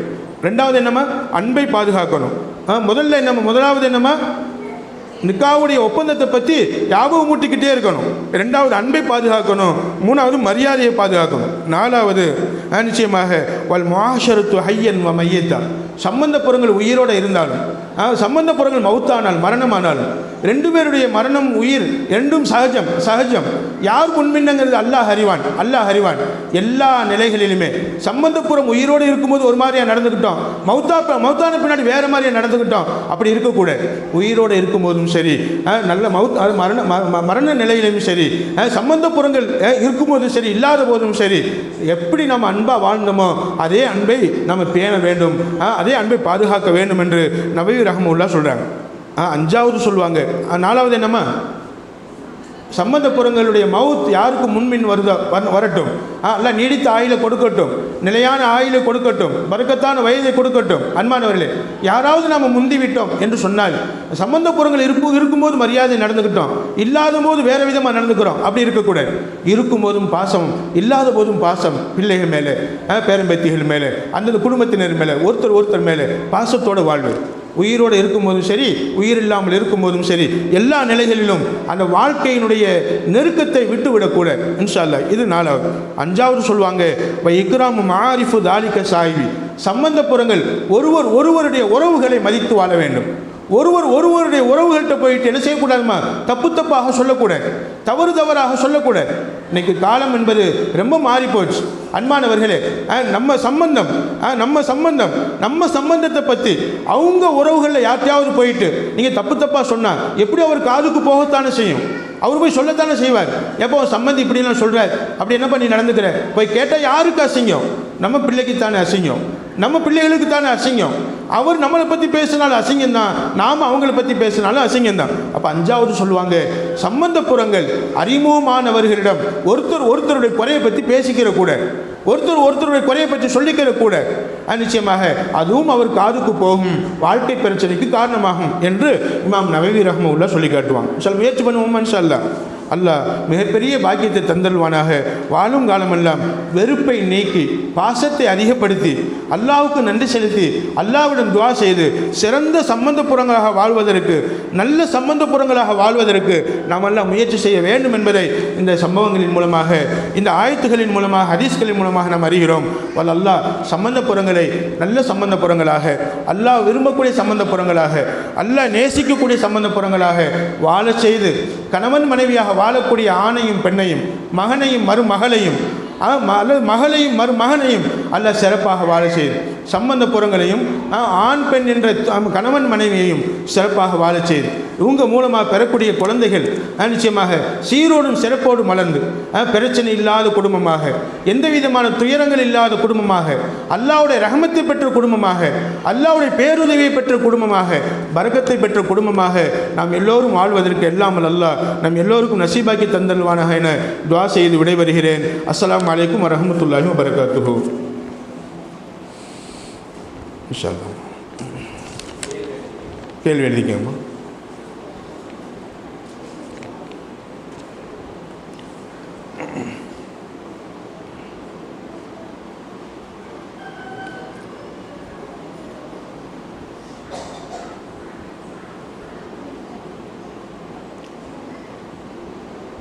கேள்வி நம்பர் 1மா, கெட்டதுக்கு பகரமாக நாம் என்ன செய்ய வேண்டும்?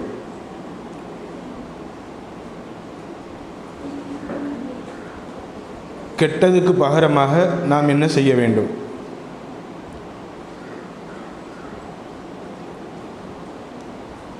ரெண்டாவது கேள்வி,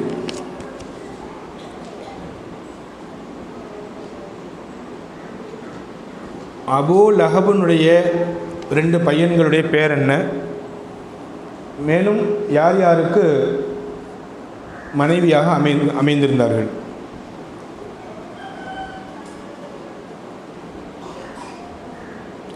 மேலும் யார் யார் அவர்களுக்கு மனைவியாக அமைந்திருந்தார்கள்?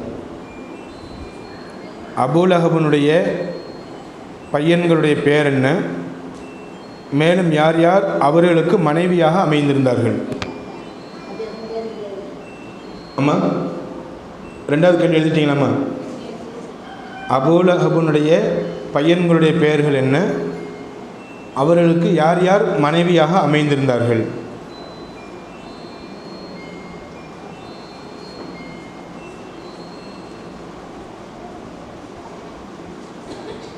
மூணாவது கேள்வி,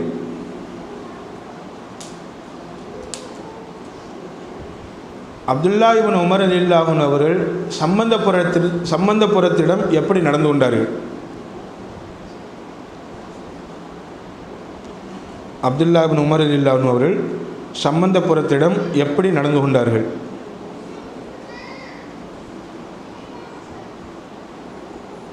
நாலாவது கேள்வி, சம்பந்தபுரங்களுக்கு இமாம் நவவி ரஹ்மத்துல்லாஹி அவர்கள் கூறிய 5 விஷயங்கள் என்னென்ன?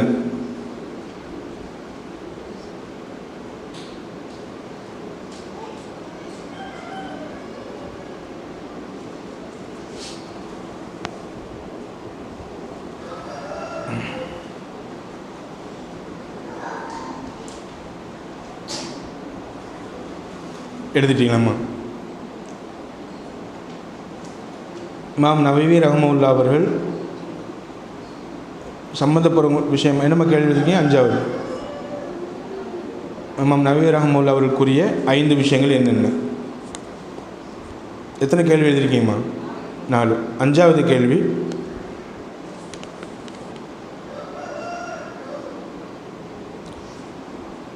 நம்மோடு ஒட்டி வாழ்பவர்களுடன் தான் ஒட்டி வாழ வேண்டுமா? நம்மோடு ஒட்டி வாழ்பவர்களுடன் மட்டும்தான் ஒட்டி வாழ வேண்டுமா?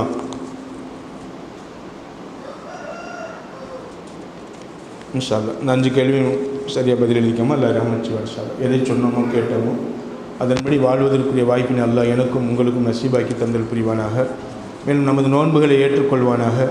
நமது அமல்களை அல்லாஹ் கபூல் செய்வானாக. இந்த மஜ்லிஸில் கலந்து கொள்வதற்கு என்னென்ன நன்மைகள் அல்லாஹ் கொடுக்குறானோ அந்த அனைத்து நன்மைகளையும் அல்லாஹ் கொடுத்து நீடித்த காலம் வாழ்ந்து சிறப்பாக வாழ்ந்து சிறப்பான சம்பந்தப்புறங்களாக அல்லாஹுக்கு பிடித்தமான சம்பந்தப்புறங்களாக வாழ்வதற்கு எல்லாம் அல்லாஹ் எனக்கும் உங்களுக்கும் நல்லது செய்வானாக. ஆமீன். சுப்ஹானல்லாஹி வ பிஹம்திஹி சுப்ஹானக்கல்லாஹும்ம வ பிஹம்திக அஷ்ஹது அல்லா இலாஹ இல்லா அன்த வ அஸ்தக்ஃபிருக வ அத்தூபு இலைக். சுப்ஹான ரப்பிக ரப்பில் இஸ்ஸத்தி அம்மா யசிஃபூன்